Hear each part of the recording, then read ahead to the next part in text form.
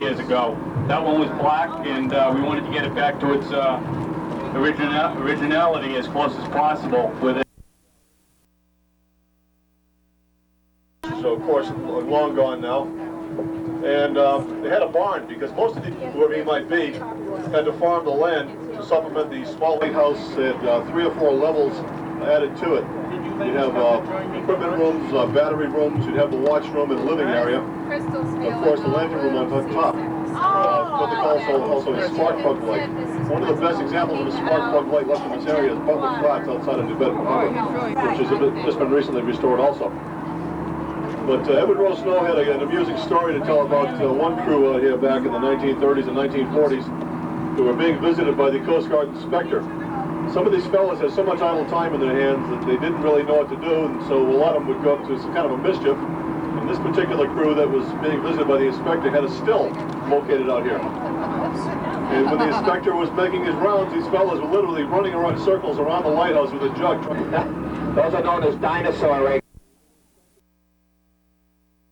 The original cost was somewhere around $2.2 billion, and who knows when it's going to hit $10 billion for the cost of this facility. But it will be a secondary wastewater treatment plant with the capability of treating 550 million gallons of raw sewage a day. That's the old Deer Island Light. When the sewage is treated, the effluent will be pumped out through a tunnel 9 miles out into the harbor, out beyond Graves Lake, the vicinity of where the old Boston Lightship used to be located.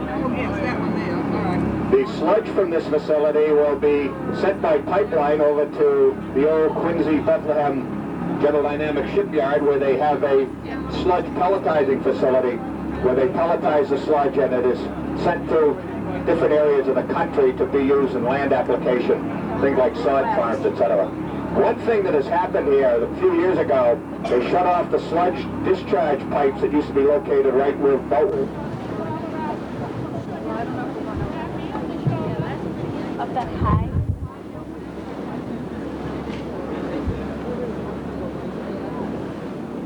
What the hell is it for?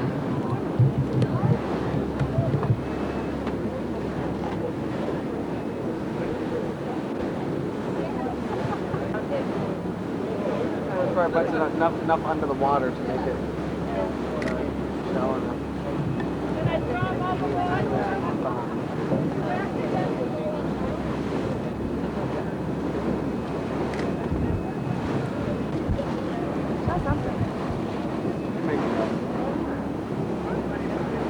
There's James.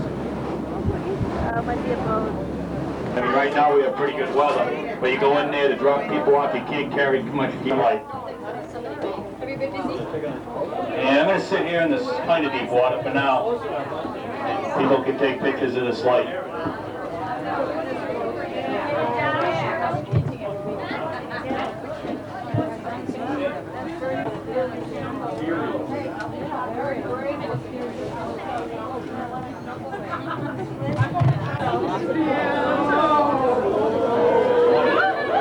Hold on, Lorraine, hold on. We're going to move it just shortly so you guys don't get seasick out here. Once you sit still too long, you start rolling. Be curious about the pattern of the window panes on this. This is what they call a helical or a hexagonal or a diamond pattern. They're put in here on a diagonal to give them great resistance to the wind and the weather out here.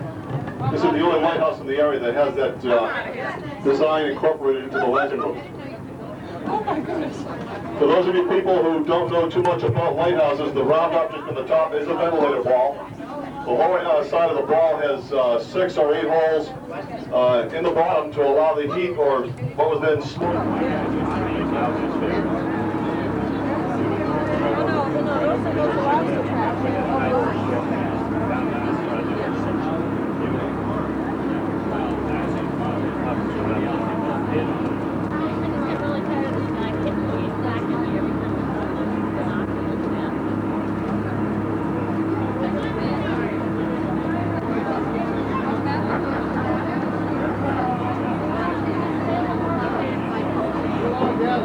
Okay, For all the prizes up there. in fact, Norm has a little article up here about NIMBY, N-I-M-B-Y, not in my backyard.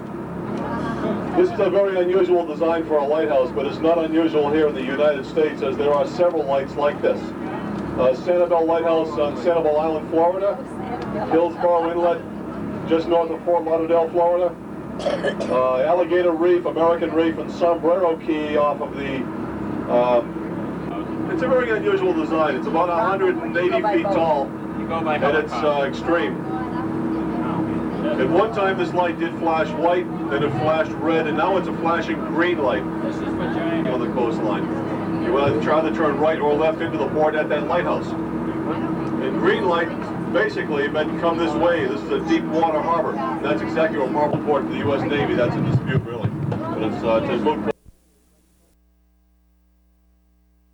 But if it were, I wouldn't advise going up it, because if you're claustrophobic, you can have a hell of a time getting up in this lighthouse. The tube that supports the interior of the lighthouse contains a stairway, and when you walk up, your shoulders will touch both sides of the tube. You literally have to go up forward and come down backwards. It's like climbing a ladder.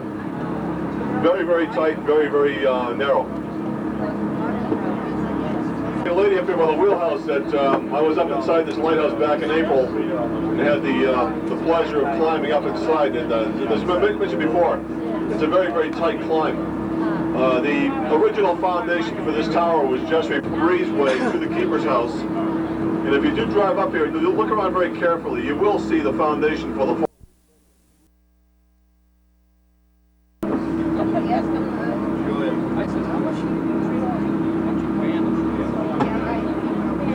Okay, I'm informed that this is 110 feet tall, fixed green light, and it was just repainted this past spring. NIMBY, not my backyard, was not much different from this one. That too had 8 legs supporting a platform. And when they built Lighthouse Ledge, the first engineers said that it would withstand anything that Mother Nature could throw at it. And they built it that way, at Lighthouse Ledge, with the idea that a lighthouse with legs would have less resistance to the sea than, say, a solid structure. It had less resistance and went down a lot faster than anybody would have believed.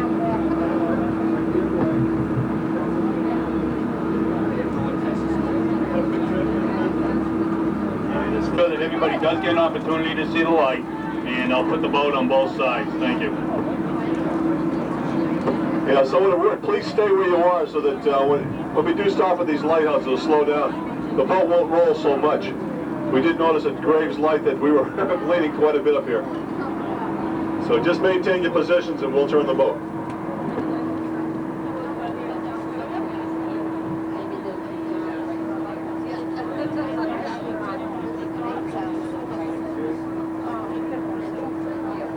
He asked $500 for the property. He settled for a lesser amount to allow the lighthouse to be built out here. Congress appropriated $4,500 to build the first lighthouse and the adjacent structures, including the keeper's house, the barn, the oil shed, and what have you. As I mentioned before on the way up here, this was the site of a military fort. In order to Pleasant, as long as the sight lines of the fort were not interrupted, they could build a lighthouse on this point. The appropriation for the first light wasn't sufficient, and that the structure that resulted from the plans was deficient in its engineering design.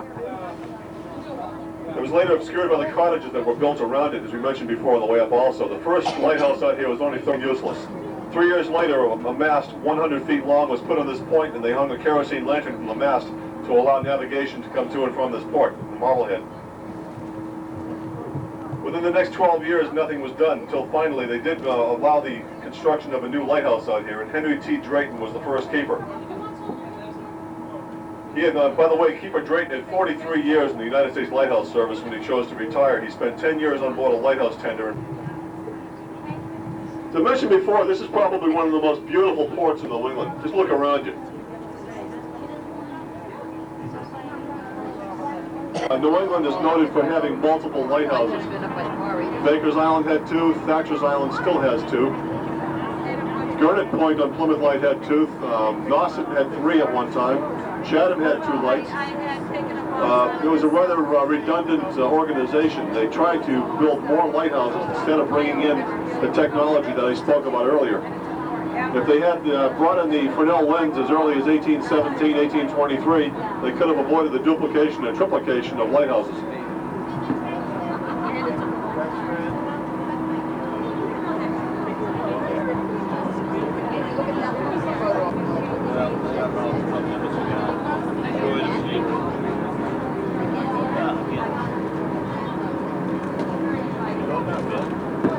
I hear there's quite a significant crack in the tower. I don't want anybody else out there that doesn't live there.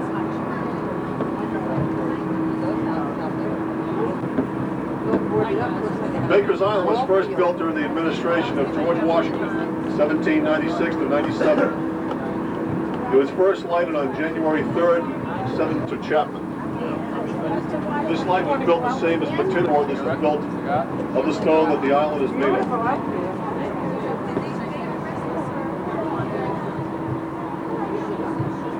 Live cracks in the light. Certain things are beyond a unit's capabilities and have to be contracted out. Things that are beyond the routine maintenance of the light. Here, trying to do our best to get it repaired. Once it's repaired, we'll be doing a fresh coat of paint on the light.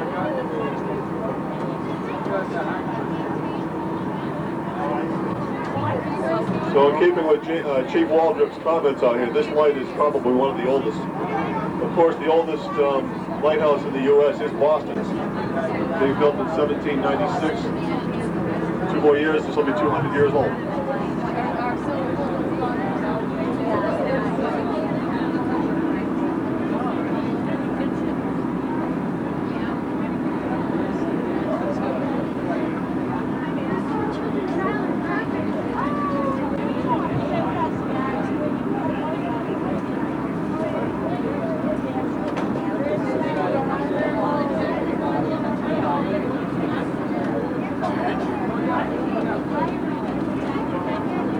Now, he went out to meet Great Old Ironsides and boarded her and helped her to find her way to Beverly Harbor. And the British, not knowing the port as well as he did, could not chase her in.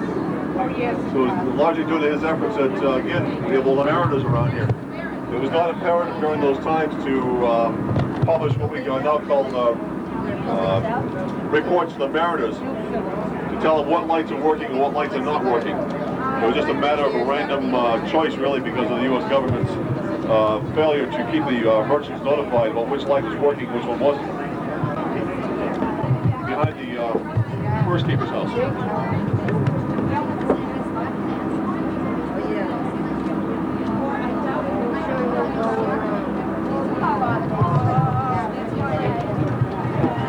If you look off to our left, for those of you with binoculars, you'll be able to see Hospital Point Light. It's over there on the far left side. You can see the sunlight is just hitting it. And Hospital Point Light is known as a range light. And the rear range light is the staple of the Baptist Church in Beverly behind it.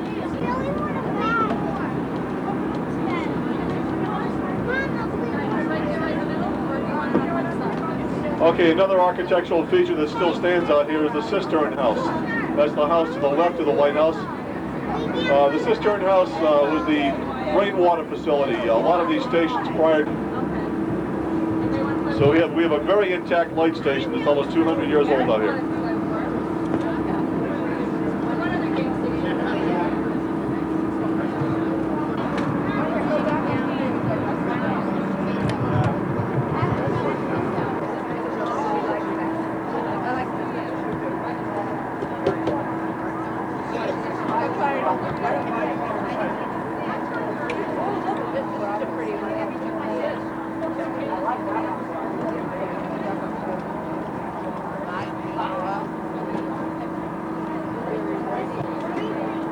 Okay, just hang on to your seat so nobody will have to run to one side of the boat. We're going to turn the boat around. Lighthouse tours that do come up to this part of the North Shore that allow people. Oh, okay. When they start playing poker. I know how to play poker. I know. From the Lighthouse Digest. Waiting for number 2. Number 3 is 937-2310. 2310.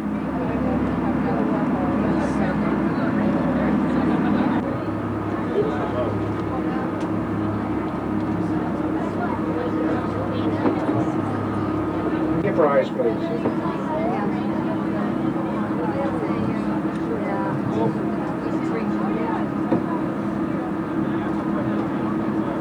Prize number 12, 2-1. In the no-name storm of 91, they had to evacuate this area here as the Eastern Point Light actually became an island. Those of you who remember that storm, one of the most violent we've had since the blizzard of '78. In fact, a lot of people will tell you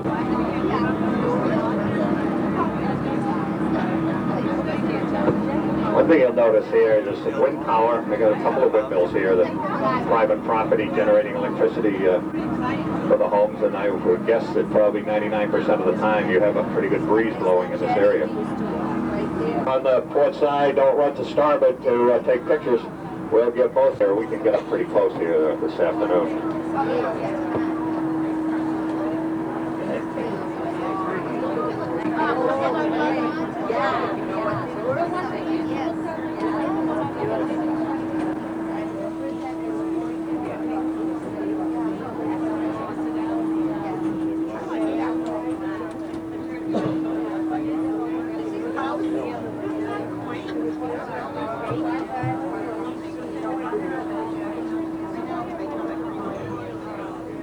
Again, this lighthouse structure you see today and the associated structures with it go back to 1890.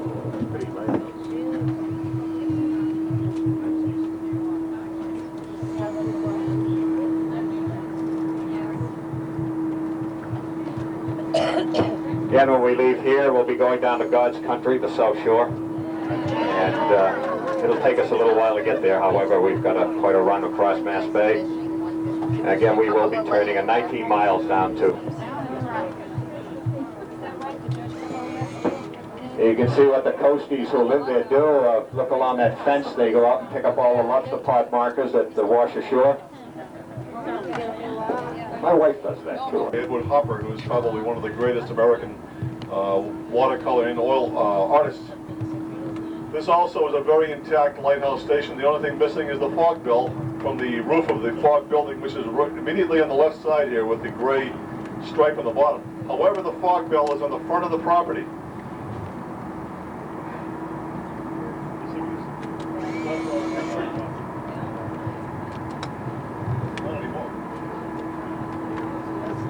On the property, if you want to visit the lighthouse station, you'll see it. The next number is number 2405.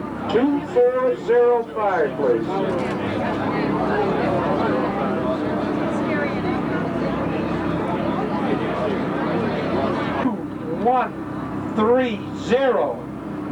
2130. This some time and ask George and Ruth to let you in. I'm sure they'll let you.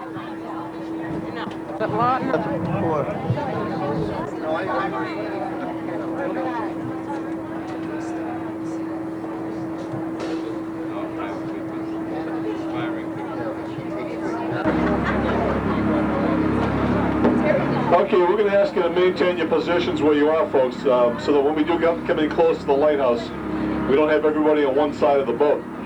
So we're just going to swing around, come in as close to the lighthouse as we can, depending on the weather here.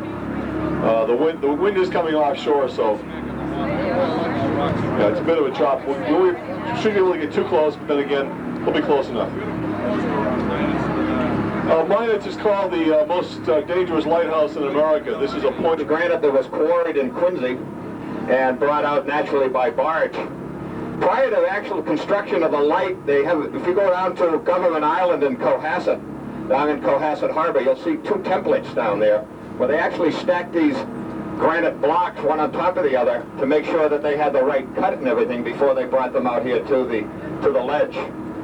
And again, the 143 I Love You light has been famous all over the world.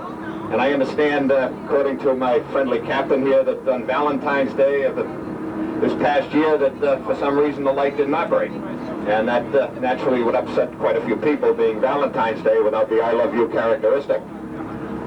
Also in Cohasset at Government Island is the keeper's quarters. Naturally, the keeper did not have his family with him out here when he'd be on the light. And in the Cohasset was where the family of the keepers and the keepers would live when they were not on the light. And the people in Cohasset, the Historical Society, etc. in Cohasset, have just renovated the keeper's quarters. They've made it into sort of a meeting area and everything, and they've done a beautiful job on it. And you can see that if you go down into Cohasset, just beyond the old Hugo's Lighthouse, what's now the Chart House Restaurant, and take a left just after you go over the bridge, and that's where you will see the templates for the light and also the keeper's quarters. And also you'll see the old top of this tower that... stand corrected. This is the original top. The top that you will see in Cohasset is a new replica of this one.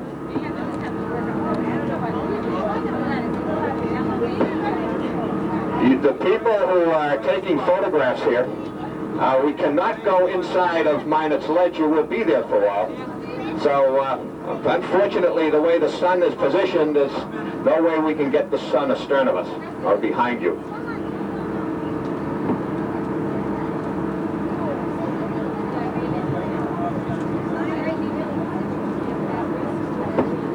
Again, as you can see, what is considered by many the most dangerous light in the United States, and by far, at least on the East Coast. Back in 1952, Edward Rowe Snow took a picture of this light about from the air, and was during what we call the two-tanker gale in 1952, and it's a great shot of the seas going right over the top of the tower.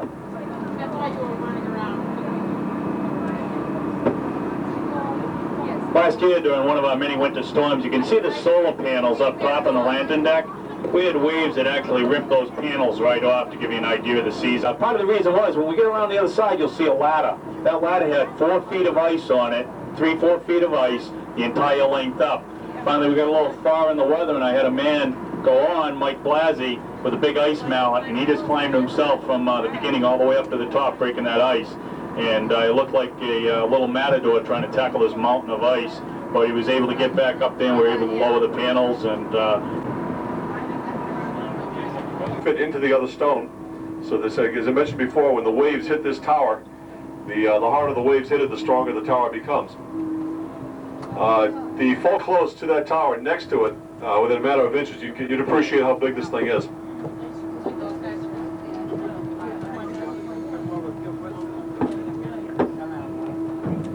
There are recorded instances of the workmen who worked out here building this tower that some of the men did get swept off the ledge at low tide, but nobody was killed during the life at all in this tower. There are pictures also of Edward Rowe Snow, who dived from the doorway of this tower that's 42 feet above the water into the water below. And at low tide, there's only a matter of inches of water.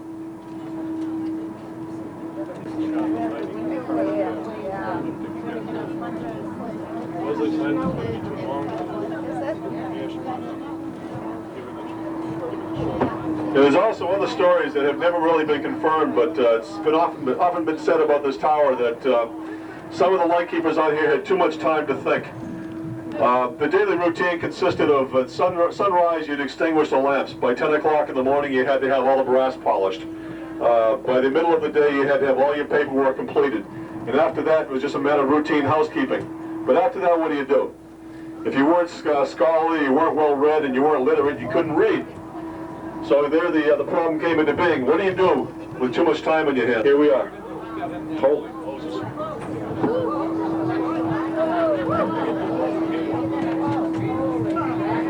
This is about as close as you're going to get.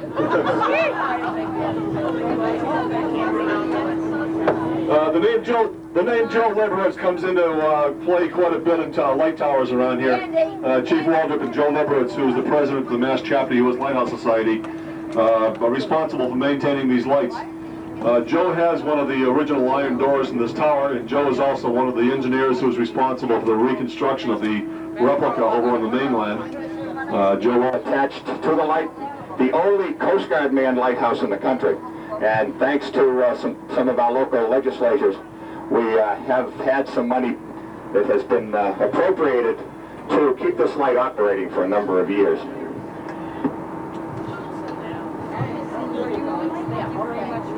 They called that the year without a summer. The weather around here was quite bad. It caused a lot of damage to lightships and to lighthouses. A lot of lighthouses in Chesapeake Bay were swept down by the ice. Ice caused an awful lot of damage around here. I mentioned earlier on the Navy ship called the Alacrity that wrecked on the rocks over here on our starboard or right side. And Charles Jennings and his assistants took the dory from the Boston Light. The Hull Life-Saving Museum has copies of that. Of 1.8 million, and it is all comes from a 1,000 watt bulb.